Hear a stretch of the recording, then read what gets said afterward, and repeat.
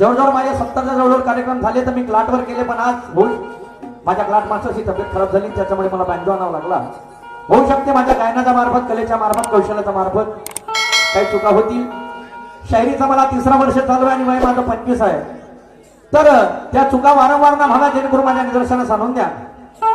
कार्यक्रम सुनाती माझ्या श्रद्धेचे स्थान श्री गोपाळ कृष्ण भगवान आई सरस्वती यांच्या चरणांनी मी नतमस्तक होतो. तसेच ज्या ज्या महापुरुषांनी संतांनी या भारताला स्वातंत्र्य दिलं, मुलाचं कार्य केलं, प्रेरणा दिली, त्यापैकी म्हणावं असं वाटते ताजमहल अगर तुम्हारे प्यार की निशानी है तो रायगढ़ भी मेरे बाप की कहानी है. गहरे गहरे गहरे शेरवेरी की गाता है और इतिहास का नाम छत्रपति शिवाजी. कोई चिक्कर चला गया, चिल्ला कर चला गया, स्कूल के बाहर बैठकर एक बच्चा हिंदुस्तान की तकदीर लिखकर चला गया. वण्यानुल्ली परमपूज्य बोधिसत्व डॉक्टर बाबासाहेब आंबेडकर शायरीचा ठसा जगभर गाजविला. छत्रपती शिवाजी महाराजांचा पोवाडा रशियामध्ये वाजविला तो वारनेचा वाघ लोकशाह नानाभाऊ साठे.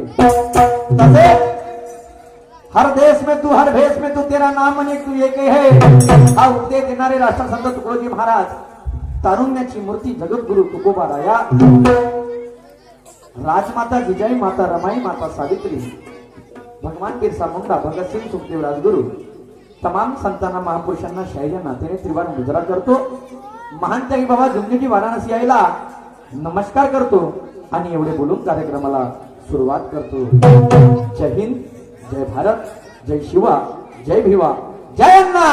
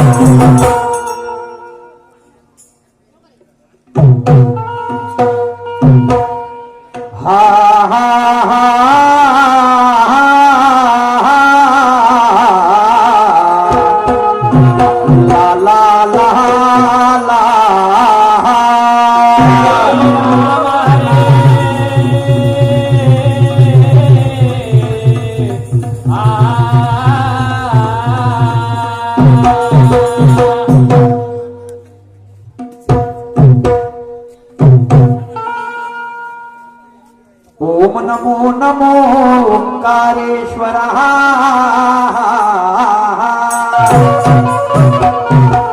ओम नमो नमो ओंकारेश्वर.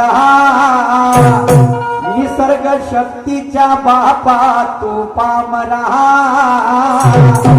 या जीव जंतूचा निर्मळ झरा, म्हणून तुला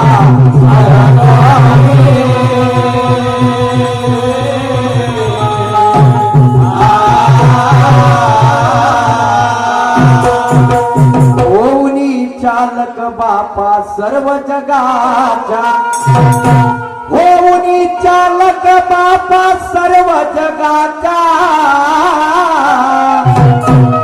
नशीबी लिहिला तू भोग कर्माच्या, या पंचतत्वाला तुझे फोडली वाचा, अरे म्हणून तुला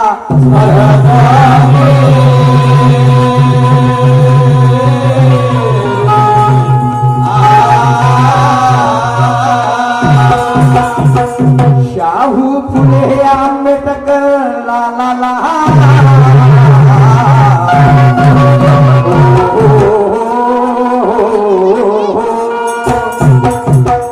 शाहू फुले आंबेडकर ते छत्रपती महान, माझ्या सावित्री आईने दिला शिक्षणाचा सन्मान, ते राजमाता झाली माझ्या भारताची शान, अरे म्हणून तुला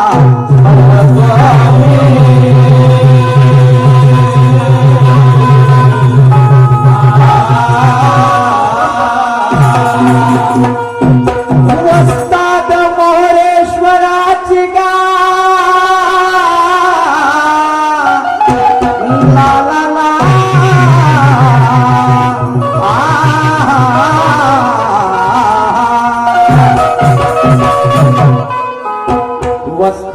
मोरेश्वराची ते निर्मळवाणी वडील माझे गुरु ब्रह्माजी ते आहे गुरु ज्ञानी अरे हा शाहीर सूरज त्यांच्या चरणी अरे हा मेढ कलंगीचा त्यांच्या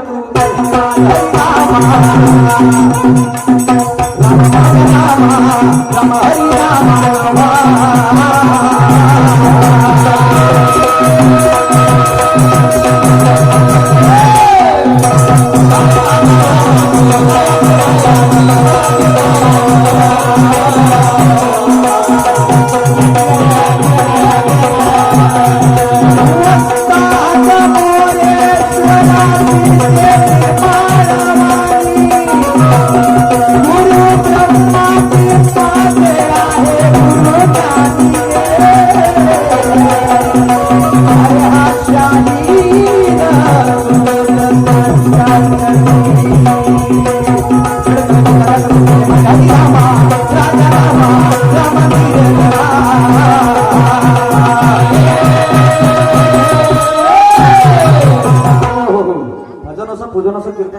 शुभकार्य असो प्रत्येक मनुष्य आपल्या मान्यतेनुसार कोणत्या ना कोणत्या शक्तीने पूजन करत असते जशी ज्याची मान्यता आहे तसा त्याचा देव आहे आणि म्हणून हिंदू संस्कृतीनुसार त्या गणेश भगवंताला पहिल्या पूजेचा मान मिळाला आहे एक सुंदर तर्ज घेतलेली आहे आणि त्या पुण्यावर तर्जले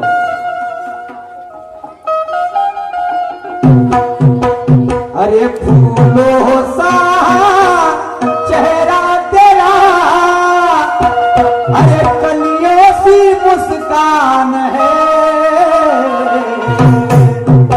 अरे रंग तेरा देख के रूप तेरा देख के कुदरत भी हैरान है अरे रंग तेरा देख के रूप तेरा देख के कुदरत भी हैरान है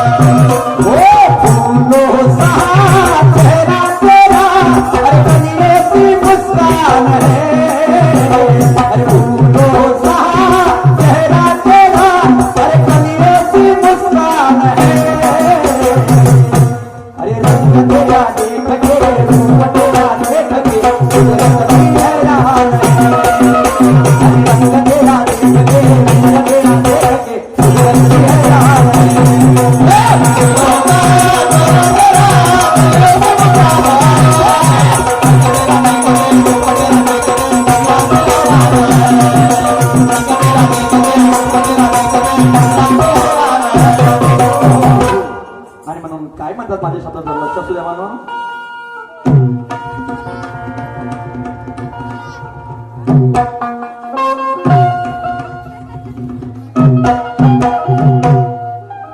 अरे पूजा है पहले तेरी अरे देवों का तू देव है अरे पूजा है अरे पहले तेरी अरे देवों का तू देव है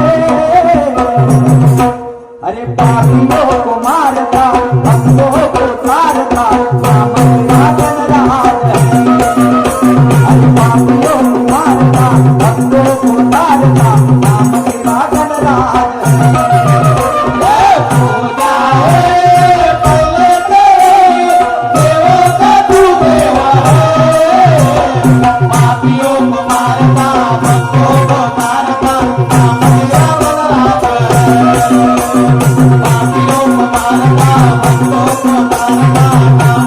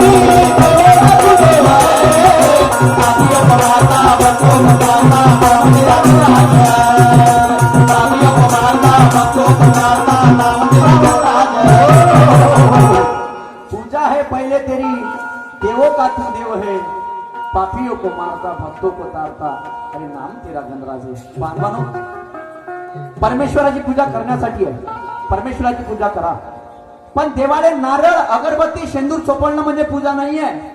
नाही तर देवळात जायचं, देवाले नारळ फोडायचा, शेंदूर चोपडाचा, अगरबत्ती लावायची आणि मंदिराचा बाहेर आला तर कोणाकडून 10,000 रुपये उधार घेऊन घ्यायचे आणि त्याला शब्द द्यायचा का मी ते 10,000 रुपये परत करतो. ते 10,000 रुपये पचवून टाकायचे आणि पुन्हा मंदिरात जाताना देवाची पूजा करायची. तर देव अशाने प्रसन्न होत नाही. देव काय फिरी नाही बसला. जब तक सत्यता का दीपक हमारे मन में जलता नहीं तब तक भगवान किसी को मिलता नहीं. जब तक सत्यता का दीपक हमारे मन में जलता नहीं तब तक भगवान किसी को मिलता नहीं. भगवान को पाना है तो भावर भक्ति में ढलना पड़ेगा और नेकी ठिकाने पर ही भगवान तो क्या भगवान के पाप को भी आना पड़ेगा. चारित्र शुद्ध ठेवा, चारित्र शुद्ध ठेवा, अंतकरण शुद्ध ठेवा, त्याच्यामध्ये देव आहे. नाही तर इकडं देवाची पूजा आणि तिकडं कोंबडा बकरा.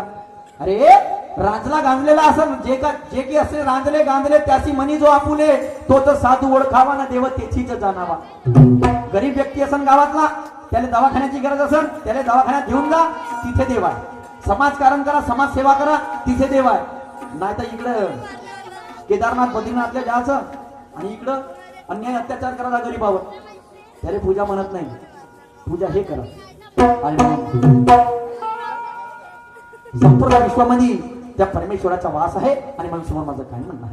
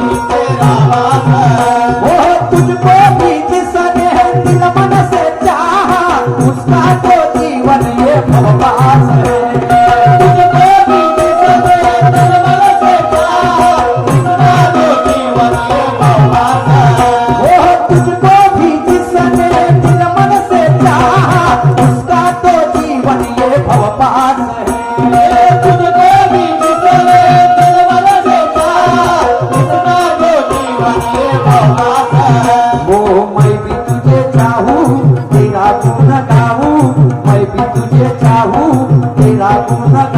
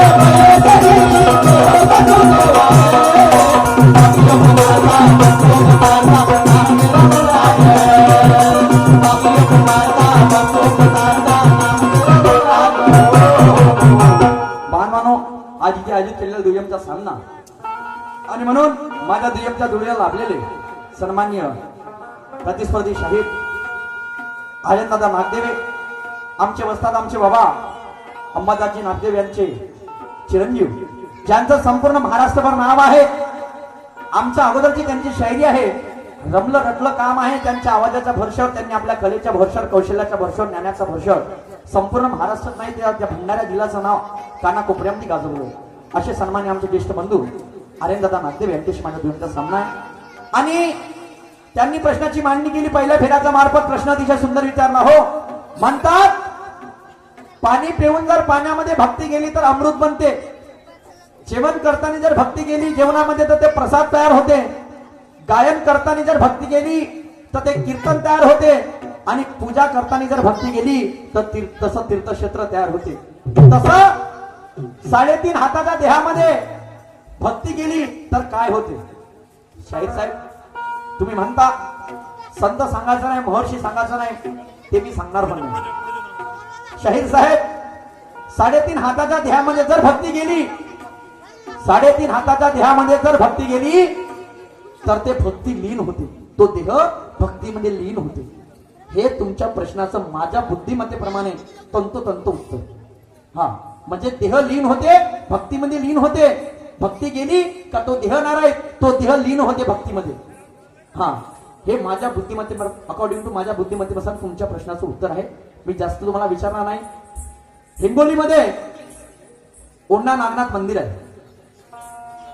शंकरजीचे 12 ज्योतिर्लिंग आहेत, त्याच्यापैकी त्याला एक म्हणतात.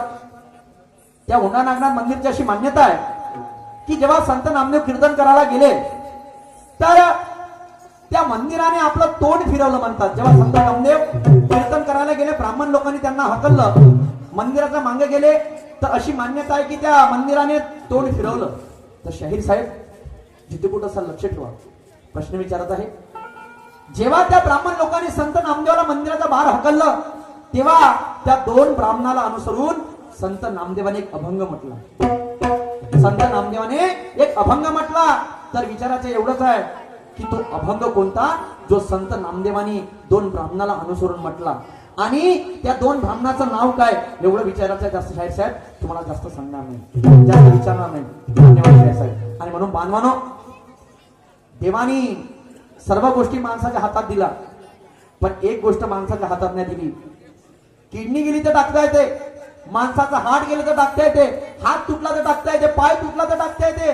एवढं टक्के आजकाल तर मेंदू भेटायला लागला, ब्रेन. पण देवाने एका गोष्टीवरती पडदा ठेवला, ते म्हणजे माणसाचा जीव गेला तर तो जीव कधी वापस आणता येईल.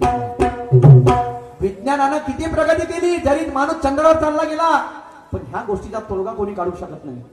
ह्या गोष्टीचा तोडगा कोणी काढू शकत नाही. आणि जर तिथं पडदा नसता ठेवला तर हा मानव एवढा बेईमान आहे का इथं पाय ठेवायला जागा नसती राहिली. माझ्या भाऊ होय का कर्याले जिवंत, मा बाप होय का कर्याले जिवंत. आणि म्हणून जेवढं जीवन भेटलं तेवढ्या जीवनाचा परामर्थ व्हायला पाहिजे, म्हणून हा मानव जन्म भेटला. नाही तर आपल्यासोबत जन्मरी जगून राहील. संतांचं नाव, महापुरुषाचं नाव का घेतलं का, ते त्याचं मागं कारण आहे. ते स्वतःसाठी नाही जगले, ते जगले कोणासाठी, तुमच्यासाठी जगले. आणि म्हणून हा जन्म एकदा भेटलाय, लोकांच्या कल्याणासाठी जगून पहा, भरपूर मजा येईल तुम्हाला जीवनाची. आणि म्हणून समोर माझं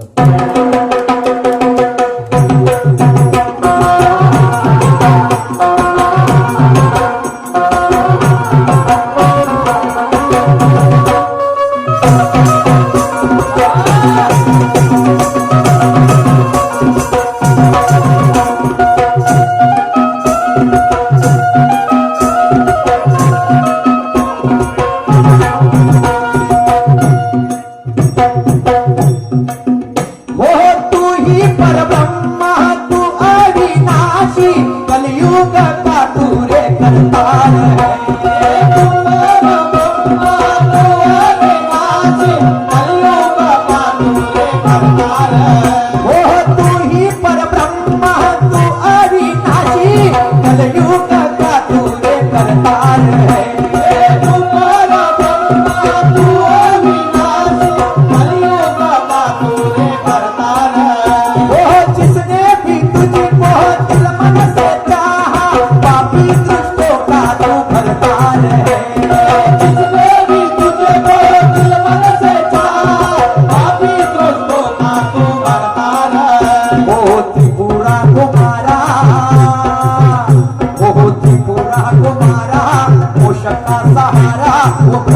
तो तेरा दास है। अरे ये सूरज भी है हट के, अरे इसका ही तो राज है। अरे पापियों को मारता भक्तों को तारता रामानी राजन राज है। अरे पापियों को मारता भक्तों को तारता रामानी राज है।